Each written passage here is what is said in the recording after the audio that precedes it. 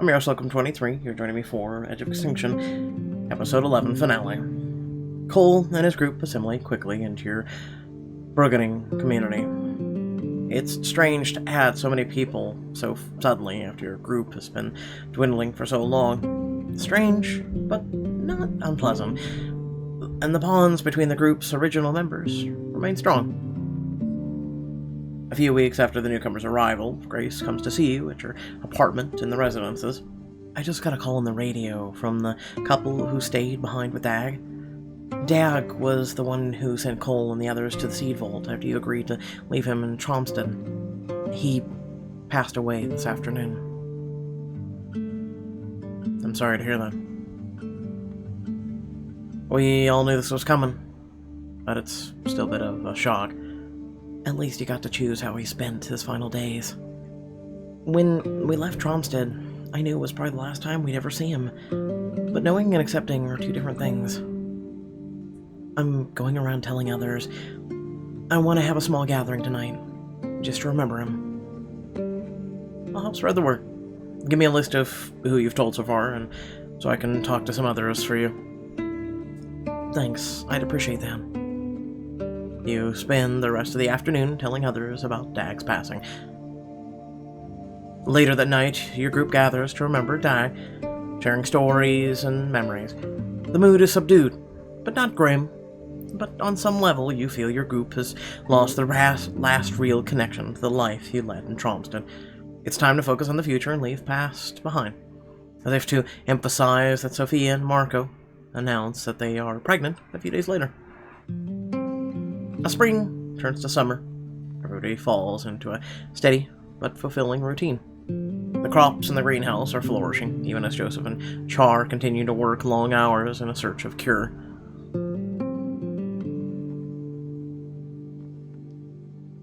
You and Shadow are just heading home from a shift to the greenhouse when you hear Char calling out to you. John, do you have a few minutes? We need to talk. It's about Joseph. Yeah, something wrong? That sounds bad. I think it might be. Char looks around quickly to make sure nobody else is in earshot before continuing. As we said in our reports, Joseph and I have been making steady progress in our work. Things are actually going great. A little too great. What does that mean? Every time a new problem comes up, Joseph finds a solution. Every single time. That's not how this works. Research is usually a series of setbacks, failures, with a few successes thrown in. But we're way ahead of where we should be. Well, why is this bad? Sounds like a good thing. Something's not right. We shouldn't be this far ahead. Joseph shouldn't know this much about the toxins. Well, he was part of the team working on a cure in the last days of the collapse. I know what she's insinuating. He's faking positive results to keep everyone's optimism high. I still don't think that this explains this level of expertise. His knowledge of the subject goes way beyond someone who spent a few weeks studying in society's last desperate days.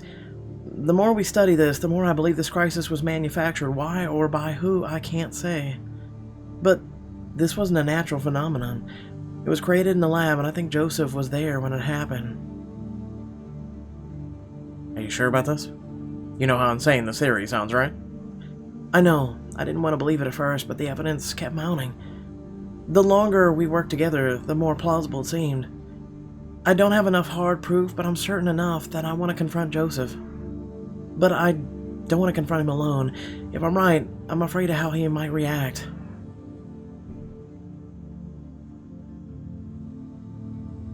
Let me talk to him alone. I think this might be easier if I speak to Joseph by myself. I don't think that's a good idea. I want us both to be there, just in case he reacts poorly. Joseph's in the lab working late. The sooner we speak to him, the sooner we will know the truth.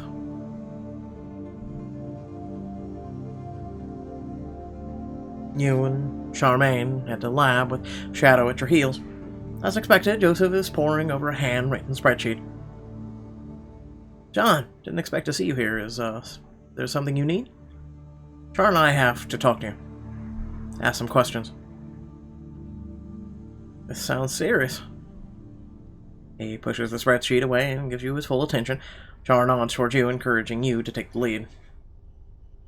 You hesitate, uncertain how to even begin with such a serious accusation. I'm not sure what this is about, but I find the best way to deal with things is just to address them head on. This isn't easy to ask. But the thing is working in the scientific field, things happen. Literally, that's all the CDC and other governmental agencies all over the world do, is they experiment with toxins and try and create all new horrific things. And I mean, you look at the coronavirus right now, everyone is suspecting heavily that it is manufactured by man-made. So, yeah. It isn't easy to ask. There's something we need to know. And we need you to be honest with us. Of course. Did you have something to do with causing the collapse? What? Joseph shakes his head, obviously confused, but you can't tell if he's shocked by a false accusation or surprised that his secret has come out. What could possibly make you think that? You know so much about the toxins, more than you should. More than anyone else possibly could know, unless they helped create them. I was studying the toxin before the collapse. During the initial outbreak, my team was working on a cure. That's not a denial. You're being evasive. Just because you were working on a cure doesn't mean you didn't cause it in the first place. You understand how serious these accusations are, don't you? Have you mentioned this to any others? Not yet. We wanted to hear what you had to say. Joseph doesn't answer right away. When he finally speaks, his voice is devoid of all emotion. If we're really doing this, then I want it all out in the open. I want everyone to hear what I have to say. The entire group. Gather everyone tonight. Together. I'll answer all your questions, but I'm only doing this once. Let me know when you're ready. Until then, I have work to do. He turns his attention back to his spreadsheet. Char looks over at you, uncertain of what to do next. Let's go get the others.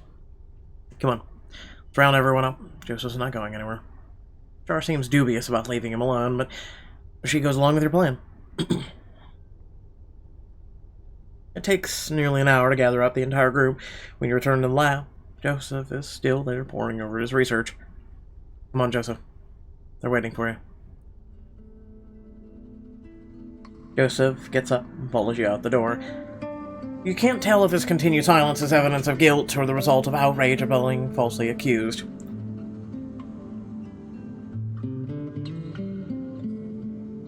The others are all gathered in the antechamber of the Seedville, the symbolic town hall for all of your important community meetings. There's a nervous buzz as you and Joseph arrive. Nobody knows why this meeting has been called, but they all seem to sense that it's important. Okay, we're all here, so what is this about? Wait for Joseph to speak. He stands silently, giving Joseph a chance to speak in his own defense.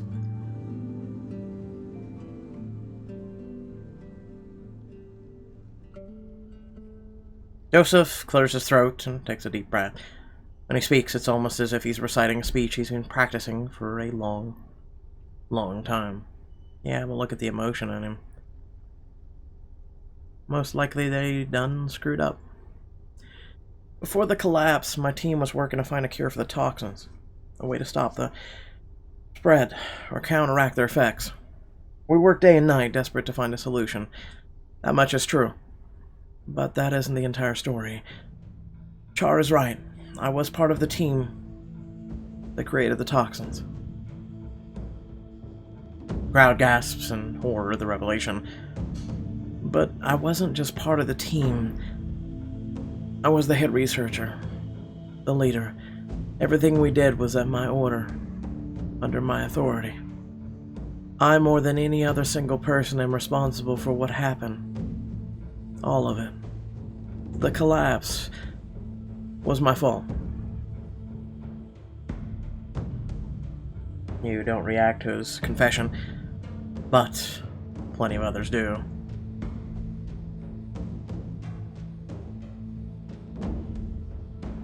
Exclamations, shouts rise up from the crowd, a catacomb of angry accusations that stop only when Grace raises her hand. Why, Joseph? Why would anyone want to do something like that? We weren't trying to cause the collapse. That wasn't our intent. We were trying to develop a universal herbicide and pesticide to increase crop yields around the globe. We engineered a toxin capable of rapidly mutating to infect a wide variety of weeds and destructive insects. But we miscalculated. We pushed too hard, too fast. We lost the ability to limit and control its mutations. Why would you even release something like that into the world? We didn't. Not intentionally. All of our research was confined to a highly secure lab. Once we realized what we had created, once we saw the potential for worldwide destruction, I ordered all of the samples destroyed. But a sample escaped the lab. I don't know how or when, not exactly, but the toxins got out. Someone betrayed you. Someone on your team double-crossed you, took a sample out to sell it or to wreak havoc, sabotage your efforts. It's possible. There's a lot of money involved through corporate and government backing. A rival could have bought someone off. Or maybe someone just got careless. I honestly don't know. But ultimately, I was in charge of everything, including security. It all comes back to me in the end. So you just kept your mouth shut, sat back and watched the world die? We were focused on trying to stop it. I really thought we had a chance. Right up until the end. After that, it was too late. I didn't see the point of going public then. I understand. I don't condone what you did, but I see how it happened. Everything just spun out of control. After the collapse, you were afraid to tell us you were responsible for destroying the world. I get it. No, that's bullshit. Don't let him off the hook like this. What are we gonna do, Grace? Crucify the man? Everyone I knew and loved, every single one of them, is dead because of you, Joseph. You think I don't know that? After the collapse, when my fever broke and I realized I had somehow survived, I wanted to end it all. That would have been the easy way out. But then I heard there was a group of survivors. I knew I could never atone for my sins. How can you make up for destroying the whole world? But I swore I would do everything I could to try and help the people who were left. It wasn't much, but at least it was something. We can't forgive you for this, Joseph. You know that, right? You have to be punished for what you've done. No, Grace, you're wrong. Punishing him now doesn't help anyone.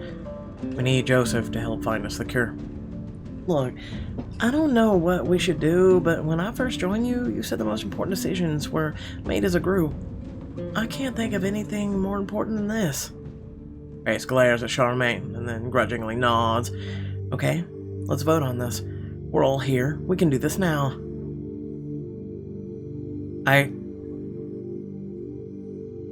Yeah, I was gonna say.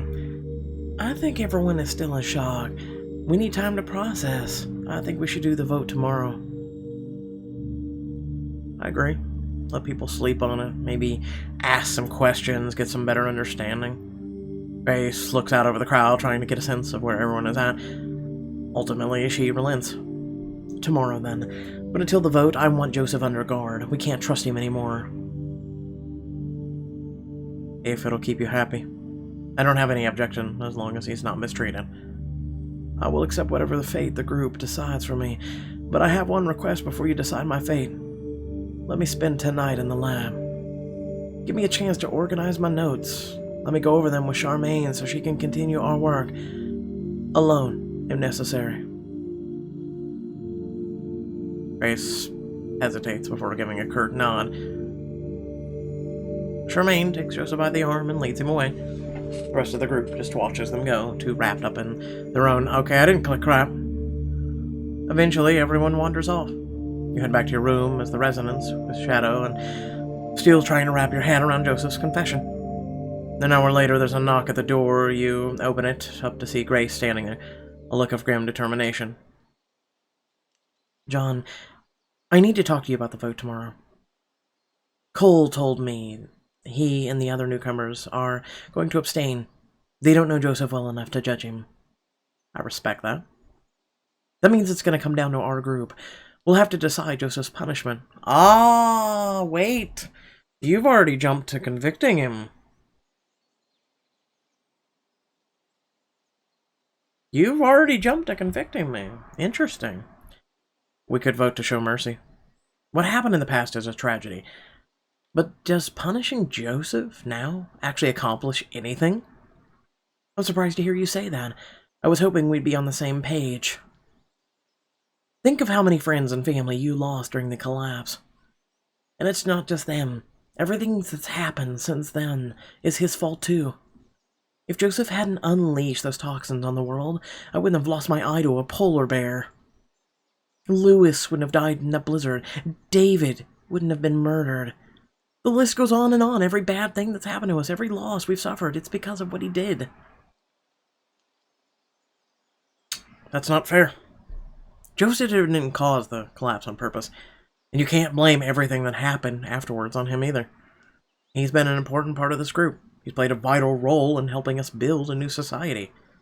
And I can't give him any credit for that. The only reason we needed to rebuild society was because of him. Oh my God, woman.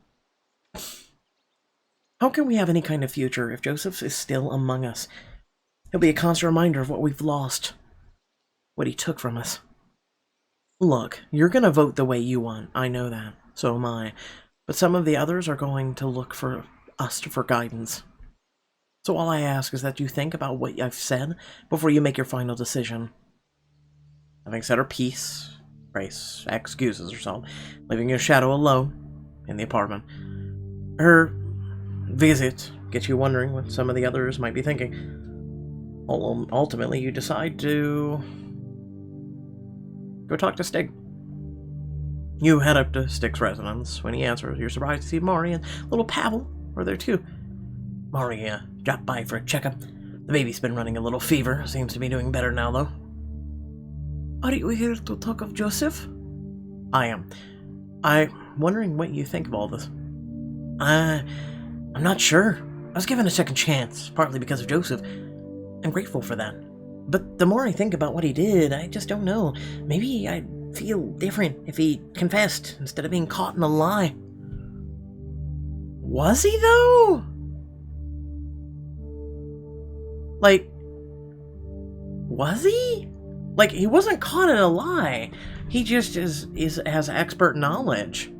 Like, he really wasn't caught in a lie. And his past, he never really told anyone. No one ever asked him. He told a half-truth. And he didn't lie for the other half. He just didn't tell anyone. Why does that matter? I understand why Joseph didn't say anything. And even if he told us, what difference would it have made? The lie does not matter to me, but Pavel was no father. Has no father because of the collapse. My son has no grandparents, no other family. He will grow up in an empty world.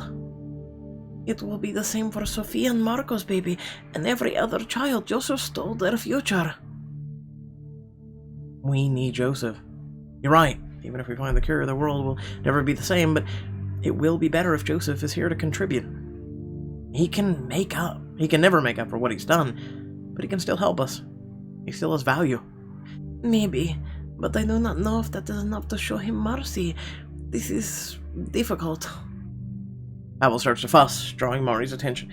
He looks up to Stig, clearly hoping he'll check the baby out. Thank you for stopping by, John. We have a lot to think about. You head out and stay close to the door. Go for a walk with Shadow. You decide you need some fresh air to clear your head. With the husky at your side, you wander around in the night. The air is brisk, the sky is clear. You stare up at the stars above as you scratch Shadow behind the ear. You sense that tomorrow's vote is a seminal moment for the group. Whatever happens, it will shape the future for years to come. But what the future will be, how the group will vote, is something you simply can't predict.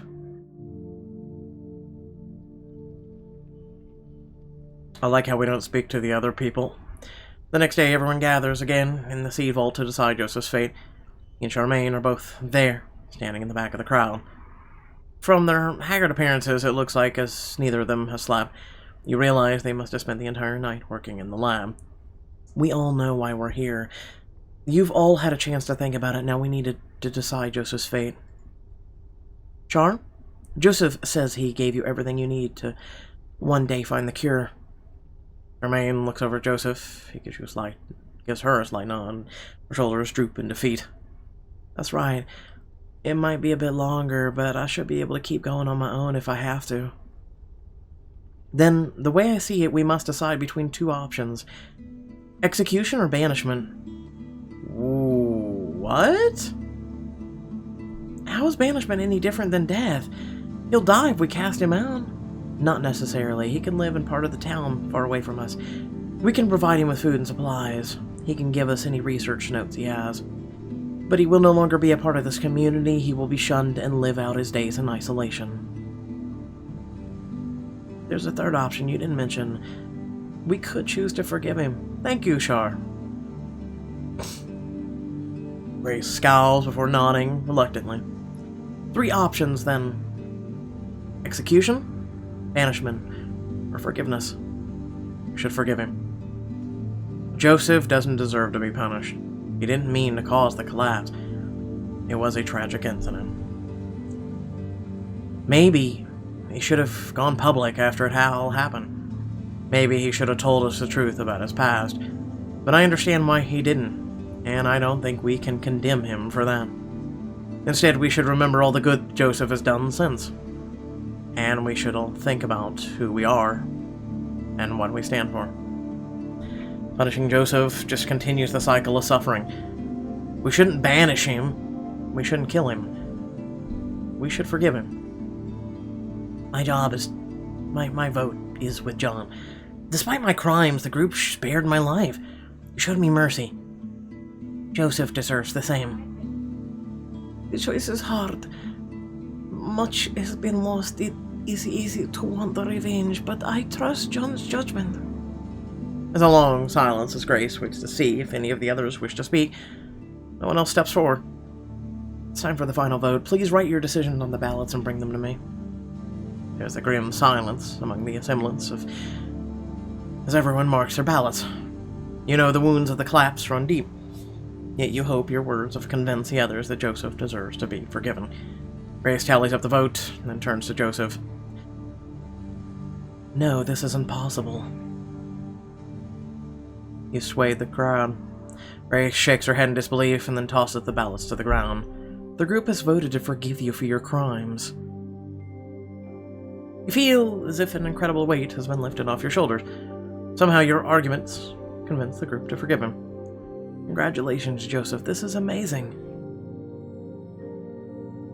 It's gonna send her into a spiral. The crowd surges towards Joseph, laughing and smiling. Only a few holdouts, like Grace, hang back. No. Grace's shout echoes off the walls of the seed vault, compelling everyone to turn towards her. Everyone's horror, she stands with her pistol drawn, aimed in Joseph's direction. Yelling and screaming, everyone scatters out of the way. Joseph remains motionless, standing defiantly before her. Grace, what are you doing? Put the gun down. No, he can't get away with this. It isn't right. Not after what he did. She starts to walk slowly towards him, pistol held out in front of her. Her face is a mask of pure rage. You're evil, Joseph. The greatest mass murderer in human history. You have to be punished. Tackle. Throw yourselves on Grace, grabbing for the gun. It fires once as you drag her to the ground, and somebody screams. Your momentum carries you both to the floor, and you land heavily on top of her. Grace doesn't struggle against you as you wrest the gun from her grasp. Several others rush in to help. As they restrain Grace, she suddenly breaks into controllable sobs. Is anyone hurt? Was anyone hit?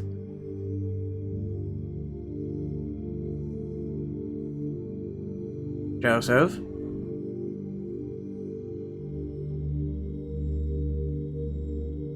The bullet ricocheted off the ceiling.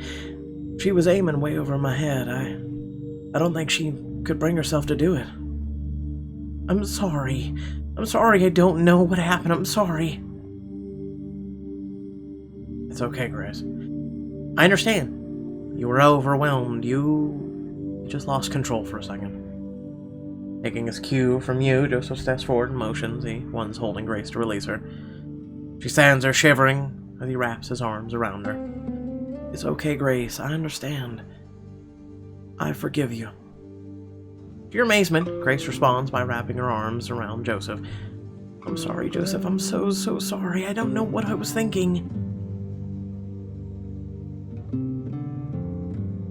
Everything is gonna be okay, Grace. I promise. Look, see, I look like Jesus. See, I saved lives. Somehow, looking at the two of them, you know Joseph is right. Grace recovers quickly from her emotional breakdown and isn't long before life returns to normal. As the summer drags on, the other survivors begin to trickle in, one boatload at a time, to join you. The crops in the greenhouse continue to flourish, providing a renewable supply of uncontaminated food for your ever-growing numbers. Joseph and Char are confident they are on the verge of a major breakthrough. By the time winter rolls in, they might already have discovered a cure.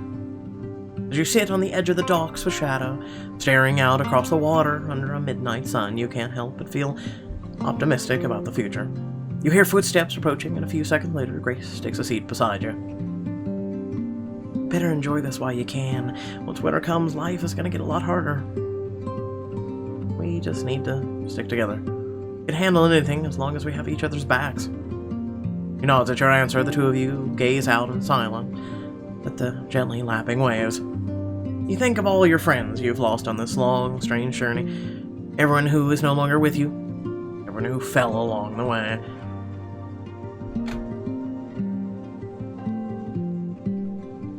So much has been lost. So many sacrifices have been made. Yet somehow you've persevered. You know your future, and that of humanity is shrouded in uncertainty.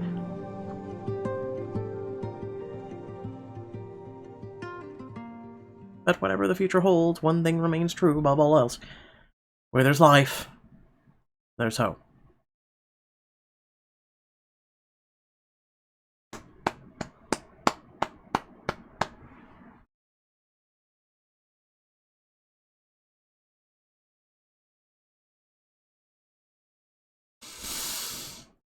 Someone want to Photoshop Storyscape's dead too?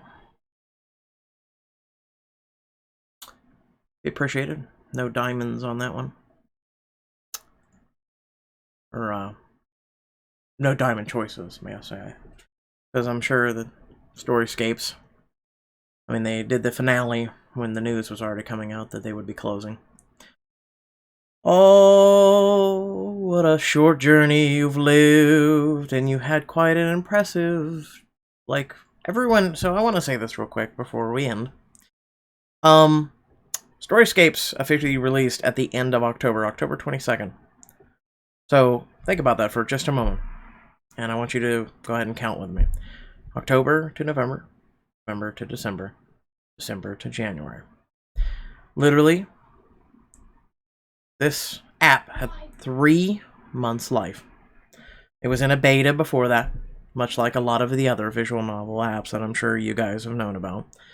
And, long story short, we have had a lot of books. I mean, I remember when Choices first came out, there was literally only 3 books. There was literally only 3 books for, I think it was 4 to 6 months of the app and how it started. I look at chapters and chapters because of fans and submitting stories and them lining things up, they had about the same. And people quickly forget that Choices has been now out for going on 4 to 5 years. Again, Storyscapes only got 3 months. They offered things that no other app had ever offered.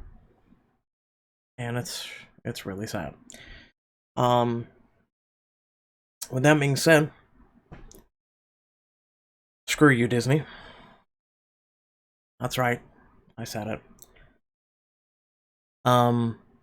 It's really depressing, and I want to talk about this in probably a separate video that is dedicated to the death of this app, but It's really depressing that this is going to be gone, especially when I never got the chance to play Life 2.0 or Eternal City, and people have talked and raved about those, and they were currently in the process of making the new Life sequel, as well as some other sequels. They had showcased what they were going on. They were going to be releasing them very soon, on probably month 4, and you know, it really sucks that Disney screwed this all up.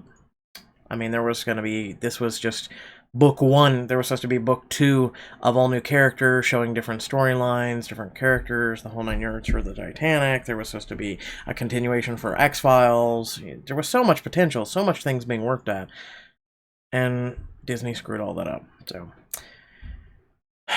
without further ado, you guys know what to do. And pretty much we have 2 chapters left of X-Files, and then I think that's it. I would have to work really, really hard overtime to get Life 2.0 or Eternal City out before the servers shut down for Storyscape, which I think you'll no longer have an access or ability to play these because you have to download them, and I'm assuming from the Storyscape servers. So that's really gonna suck, but anyway. Thanks for watching. Catch you all in the next video. Peace.